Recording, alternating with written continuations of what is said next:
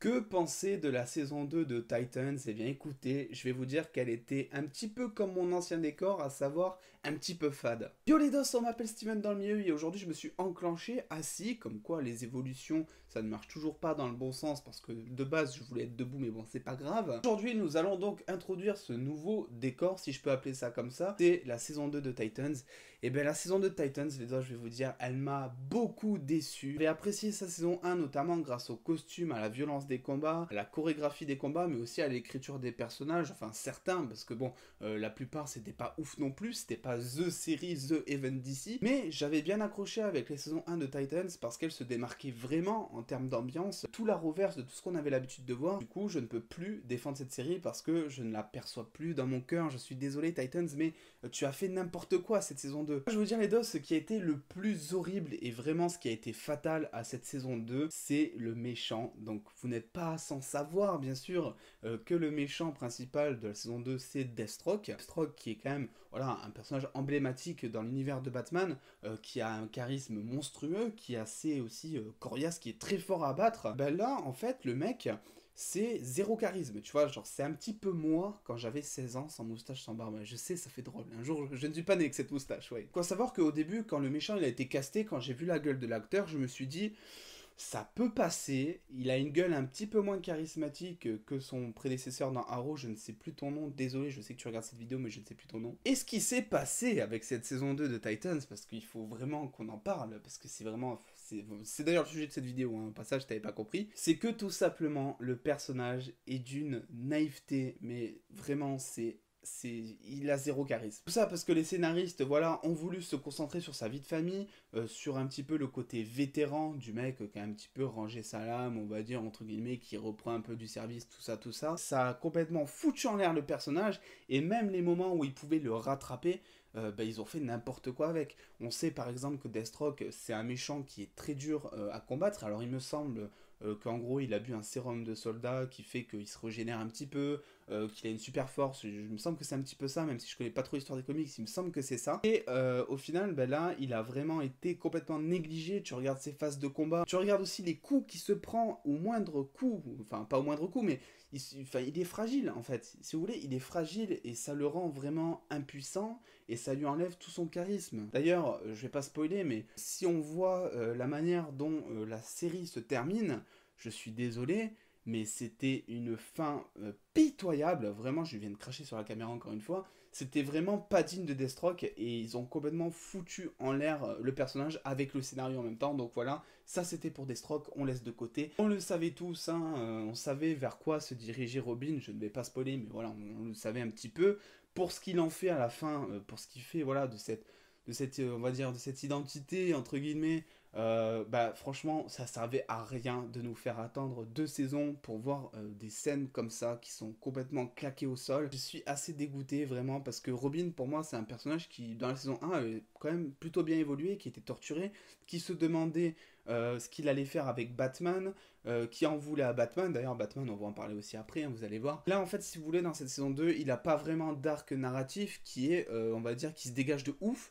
Pour moi, Robin, dans la saison 2, ça a vraiment été le personnage qui m'a le moins intéressé. Alors, me demandez pas pourquoi, certainement bah, parce que son intrigue n'était pas intéressante du tout. Mais voilà, c'est vraiment le personnage qui m'a le moins intéressé au détriment de Superboy qui est arrivé dans la saison 2. C'est pas un spoiler, il y a eu des images, il y a eu plein de choses. Superboy est donc arrivé dans la saison 2 et pour moi, l'épisode vraiment où on découvre Superboy, où on découvre un petit peu qui il est, pourquoi il est comme ça, et ce qu'il compte faire et tout, donc il y a tout un épisode consacré, c'est le meilleur épisode de la série. Pourquoi me direz-vous? Mais tout simplement parce qu'on s'attache de ouf à Superboy, parce que Superboy, ça pourrait être, dans son caractère, un personnage comme toi, comme moi, et au final, on s'attache de ouf à ce personnage, et encore une fois, après cet épisode, une fois que cet épisode s'est terminé, on ne pouvait plus rien faire avec lui. Ils ont détruit le personnage à la fin, ils l'ont massacré. Après, les autres soucis avec cette saison, c'est qu'il y a plusieurs intrigues qui commencent, mais qui se finissent pas de ouf, pas comme on veut, ou en tout cas qui se finissent assez bâclées. Il y a toute une intrigue, par exemple, autour de Rachel, autour de ses pouvoirs, autour de son père aussi. Voilà, le plus gros truc en début de saison, c'était vraiment le côté avec son père et ses pouvoirs. Cette chose, sachez qu'elle est complètement oubliée au fil de la saison. On ne parle plus jamais de son père, on ne parle plus jamais de ses pouvoirs. Alors il y a quelques questions qui se soulèvent par-ci par-là, mais enfin, on n'a aucune réponse, voilà, et c'est ce qu'on voulait. Si on regarde une série, c'est pour avoir des réponses. On sait que les pouvoirs de Rachel, ils sont assez chelous depuis le début, et on n'a pas de réponse. On sait toujours pas comment ça fonctionne, d'où elle tire ça, enfin, on le sait un petit peu, mais d'où vraiment elle arrive à contrôler ses pouvoirs. Ça fait pitié que les scénaristes en gros te disent bah écoute mec, si tu veux avoir les réponses à cette saison, il faut regarder la saison 3, parce que oui, une saison 3 a été confirmée. Comment vous dire, moi si je regarde une saison, c'est pas vraiment pour attendre la saison prochaine en fait, si vous voulez. On doit avoir des réponses à chaque saison, c'est normal qu'ils nous hype, c'est normal qu'ils nous fassent attendre pour la saison 3, mais là vraiment, les gars, qu'est-ce que vous nous avez foutu quoi, putain. Maintenant je vais un petit peu parler de Batman, et je vais ensuite passer au point positif, parce que rassurez-vous, il y en a quand même un peu. Alors, je vous avoue que quand j'ai su qu'il y aurait Batman hein, dans la saison 2, j'étais pas très chaud. Parce que pour moi, les Titans, ce qui faisait son charme, c'était justement un petit peu le fait qu'ils étaient écartés, que ce soit de la Reverse, que ce soit du DC ou de Marvel, même si ça n'a rien à voir, mais c'était vraiment genre les Outlanders, j'ai envie de vous dire, voilà, les personnages un petit peu rejetés de la société, mais qui décident quand même de se battre pour le bien de la communauté, on va dire. Donc déjà, quand je me suis dit Batman va rentrer en jeu, quand j'ai vu ça, j'étais pas ouf. Ensuite, quand j'ai vu que le personnage, enfin l'acteur casté pour Batman était, alors je ne sais plus ton, excuse-moi encore, mais je t'apprécie énormément dans Game of Thrones, allait incarner Batman, j'étais pas non plus comme un ouf, même si je comprenais bah, évidemment les choix de mettre un Batman un petit peu plus vieux, c'est logique, tu vas pas mettre un Batman qui a 20 ans alors que Robin il en a 30 ou je sais plus quoi. Après ce qu'ils ont bien fait avec Batman, parce qu'il y a quand même quelque chose qu'ils ont bien fait, c'est que Batman est plus un personnage secondaire que principal. D'ailleurs, il est très secondaire Batman dans l'intrigue. Alors oui, effectivement, il y a beaucoup de discussions qui tournent autour de Batman encore une fois, mais il apparaît vraiment très peu de fois. Et le problème, c'est que quand il apparaît, c'est vraiment le mec, il arrive, il pose sa sagesse, il pose ses couilles sur la table, et il dit, alors écoute, moi, mon fils, moi, Robin, j'ai du vécu, ce que tu fais, c'est pas bien, il faut que tu fasses ça, comme ça, sinon tu vas finir comme ça, voilà. C'est un petit peu à quoi sert Batman, c'est un petit peu le mec qui est là pour rajuster Robin. Donc je dois dire que dans les faits, c'est intelligent, mais ça m'intéresse pas, voilà, et je pense que ça intéresse personne de voir qu'il y a un Batman juste pour faire le flic après Robin. C'est pas ce que les fans attendaient, c'est ce que personne attendait, même si pour moi, effectivement, ça reste un choix judicieux pour se concentrer vraiment sur les Titans et Robin. Mais vraiment, ce que j'ai le plus de mal à accepter, les DOS, c'est ce manque de charisme, encore une fois, on en a encore là à parler de ça, de la part du personnage de Batman. Parce que je suis censé, quand je vois un Batman qui apparaît 2-3 fois dans l'intrigue, c'est fait aussi exprès pour nous dire oh putain il y a Batman, dès qu'il apparaît t'es en mode ouf, en mode il va tout démonter, mais en fait t'as pas ce ressenti, parce que même quand il se bat, il est très stoïque, il est très droit par exemple, il fait pas des gestes de ouf, donc t'as pas l'impression par exemple, alors ça fait le taf, mais t'as pas l'impression qu'il est hyper puissant ou qu'il est vraiment au-dessus de ses élèves par exemple on va dire, et tu te dis vraiment pas que Batman est super puissant, et pour moi ça devrait être le cas justement parce que ça reste voilà un petit peu le grand Manito de toute cette bande. Donc voilà, très déçu de ce personnage de Batman, je comprends pas pourquoi les fans en font des caisses, alors peut-être que c'est à cause de l'acteur qu'il joue et que c'est parce qu'il a joué dans Game of Thrones et qu'il le kiffe, c'est peut-être ça, mais vraiment je trouve que le personnage a zéro charisme, a zéro intérêt, et pour vous dire c'est que si Batman n'était pas là, comme la plupart des personnages d'ailleurs de cette série, ça reviendrait exactement au même, que ce soit au niveau de l'intrigue, au niveau des personnages, vraiment il n'y aurait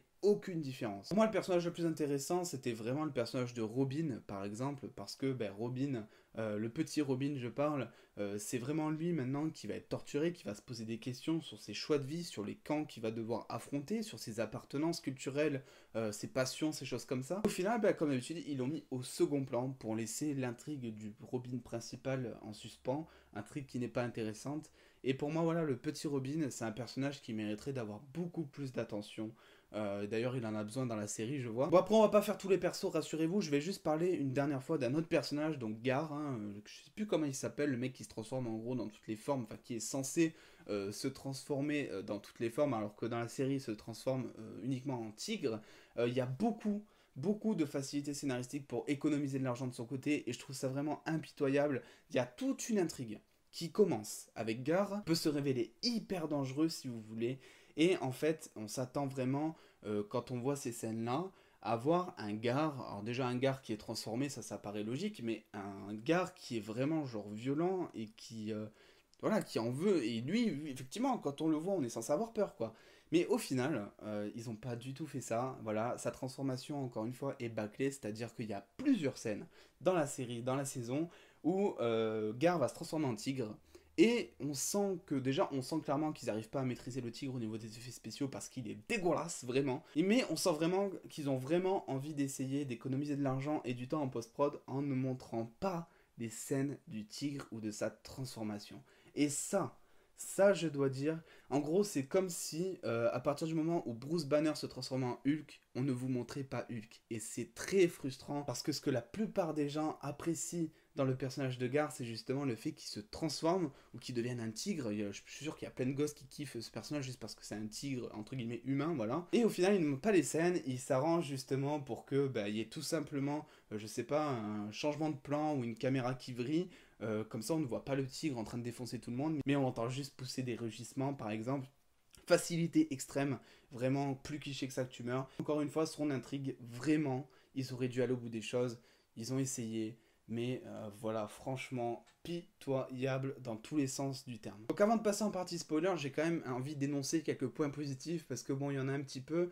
Les costumes sont toujours nickel, vraiment aucun problème de ce côté-là, que ce soit les anciens, les nouveaux costumes sont super bien faits. C'est une des raisons pour laquelle j'avais accroché à la saison 1 de Titans, par exemple, comparé à la Reverse. Enfin voilà, les costumes de la Reverse sont assez cheap et ça fait du bien de voir des vrais costumes, même si bon, ça reste des costumes de série, donc c'est plutôt cool. La musique, toujours là au rendez-vous, on a de la bonne basse, de la bonne batterie dans les moments d'action, les choses comme ça. Les effets spéciaux, je vous en ai parlé un petit peu, voilà, le souci c'est que quand ça reste de la baston, ça fait son taf. Après, dès qu'il y a des trucs un peu plus surnaturels, que ce soit au niveau Starfire, au niveau du tigre, au niveau d'autres choses, ça fait vraiment pas le boulot et vraiment ça nous sort de l'épisode en fait, ça nous sort de la série et c'est ça qui est problématique. Les combats sont franchement beaucoup moins bien chorégraphiés que dans la saison 1. Je me rappelle, dans la saison 1, je voyais des scènes de combat, je me suis dit putain, c'est quand même bien fait, c'est chouette. Surtout que là, quand on sait qu'il y a Deathstroke qui est quand même un pro en arts martiaux, tu vois, il devrait y avoir plein de beaux gestes, de voilà, de tourbillons, je ne sais pas, tu vois, je ne suis pas spécialiste en combat, mais effectivement, il y aurait dû y avoir un effort de fait au niveau de la chorégraphie, surtout avec des face-à-face avec Deathstroke, et ce n'est pas le cas. C'est-à-dire que même les face-à-face avec Deathstroke sont vraiment pas intéressants, et au niveau de la mise en scène, au niveau de la chorégraphie, ça fait pas le taf, et on s'ennuie. On s'ennuie devant une fucking scène de combat entre Robin et Deathstroke. Est-ce que c'est normal? Non, pas du tout. Donc écoute-moi bien maintenant le dos, je vais passer en partie spoiler. Donc si tu n'as pas vu la saison, si tu n'as pas vu la fin de saison, c'est le moment de partir, de revenir plus tard, en n'oubliant pas de lâcher le petit pouce bleu et de t'abonner bien sûr. Et vu que tu me suis déjà sur Instagram et sur Twitter, lien en description, je n'ai plus qu'à continuer la vidéo en partie spoiler, c'est parti. Donc déjà, il faut que je parle de la mort de Deathstroke qui est complètement pitoyable. Je veux dire, le mec se prend une épée et meurt, genre comme une merde en plein milieu d'une rue. Voilà, j'ai rien d'autre à dire de plus, c'est débile à souhait, le mec est quand même censé se régénérer, il est quand même avoir censé des réflexes accentués, une force surhumaine entre guillemets, et en fait il se prend un coup d'épée dans le ventre, il meurt, en tout cas c'est ce qu'on nous dit. Ensuite la scène avec Nightwing, où Nightwing débarque, donc Nightwing, anciennement Robin, avec son nouveau costume, en mode badass, je vais tout péter, les gars ça marche pas en fait, genre calmez-vous, cette scène elle est débile à souhait, tu vois Nightwing qui sort de la fumée, alors évidemment c'est très plaisant de voir son costume, même si ils avaient fait fuiter les fucking costumes 5 jours ou une semaine avant l'épisode, donc du coup tout le monde était au courant, donc au final son arrivée était beaucoup moins héroïque, mais même le faire sortir comme ça du brouillard en mode je vais tout défoncer, franchement ça, c'est débile, c'est cliché de ouf, ça marche pas, voilà. Même Deathstroke il s'en bat les couilles complètement, tout le monde s'en bat les couilles. Là, j'ai pas du tout apprécié ce Deathstroke, que ce soit au niveau de son charisme, au niveau de son costume, au niveau de son arc narratif. Vraiment, il n'y a rien qui va pour moi. Son adaptation est ratée et est à chier. Vraiment, je m'y connais pas beaucoup en comics, mais je sais que Deathstroke, c'est un personnage qui donne du fil à retordre à Batman. Donc si Batman a du mal à le battre, je vois pas comment Robin aurait une petite chance, surtout un Robin qui est en phase de questionnement, voilà, c'est pas le bon plan. Mais non, il lui met une épée et il crève, ça fait n'importe quoi, ça me fait chier, clairement ça me fait chier. Ensuite, il faut qu'on parle du personnage de Jericho, qui pour le coup est un point positif pour moi dans cette série. Ça a apporté beaucoup de fraîcheur, j'ai adoré les passages en langue des signes, je trouve qu'il y a un effort qui a été fait là-dessus, je trouve ça super intéressant. Après bon, j'ai quand même beaucoup moins aimé la fin, vous vous en doutez, parce que à la fin, on a en parallèle Jericho qui est dans la tête de Deathstroke, et d'ailleurs cette mise en scène de mise en tête est super mal faite. Encore une fois, être enfermé dans une pièce, je sais pas, vous auriez carrément dû le mettre, je sais pas, devant un fond vert, obscurcir le fond vert pour vraiment donner l'impression qu'il a pas de lumière, qu'il est serré comme ça. Non, vous l'avez mis dans une pièce avec un putain de canapé, comme si c'était le Club Med. C'est pas ouf. En même temps, on avait donc du coup cette scène avec Superboy qui, pareil, était enfermé dans une pièce avec un peu moins de luxe quand même. Et du coup, ils se sont pas fait chier, hein, niveau adaptation, niveau tout ce que vous voulez. Ils se sont vraiment pas fait chier, mais quand bien même, l'histoire de Jericho est quand même super bien, je trouve. Sa relation avec les Titans est très mignonne, pleine de compassion, pleine d'amour. C'est quelque chose que j'ai beaucoup apprécié dans la série parce que l'amour, la compassion, c'est une chose rare dans la saison 2 de Titans. Tous les gars se crachent dessus, tout le monde se cogne, voilà, c'est un petit peu violent, ils se clashent tous entre eux. Donc ça fait du bien d'avoir un petit Jericho qui se ramène. Je trouve ça dommage, je sais pas comment ils vont faire, je sais pas si ça vient des comics, mais je trouve ça dommage qu'ils aient implanté, on va dire, qu'ils aient transféré l'esprit de Jericho dans le corps de la fille de Slade, enfin de Slade de Deathstroke en gros. Je ne vois pas comment ils vont arriver à faire jouer les deux ensemble. Moi j'aurais plus préféré que Jericho ait son propre corps, parce que je crois que dans les comics, j'avais recherché quelques images dans les comics de Jericho. Il me semble que Jericho c'est un héros, un des Titans qui justement a son propre corps avec son propre costume. Donc je sais pas, peut-être qu'ils vont faire évoluer ça.